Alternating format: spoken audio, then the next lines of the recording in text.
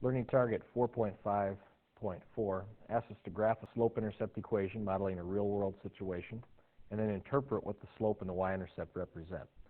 So if we look at this example, Ronald, the plumbing expert per spot, charges $50 just to come to your house to diagnose the problem. And then on top of that, he charges $30 an hour for labor if you decide to have him repair the problem. So the total cost is given by this equation, C equals 50 plus 3T.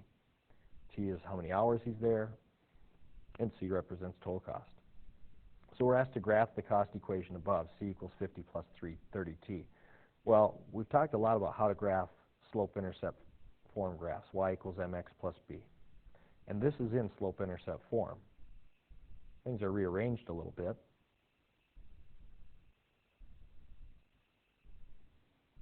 We've got C instead of y. Instead of x, we've got t. I suppose our y-intercept, our starting value,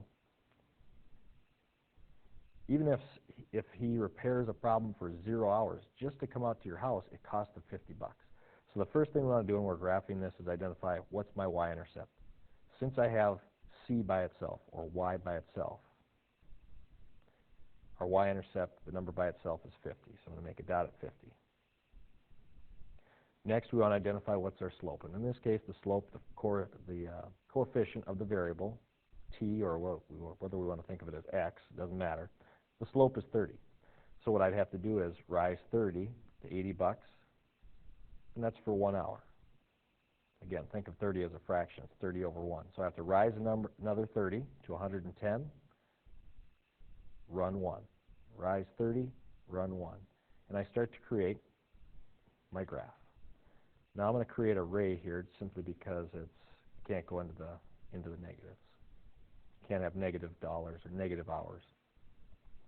4b says, what does the slope represent in this situation? Well, the slope we said was 30, and what is that representing from this situation?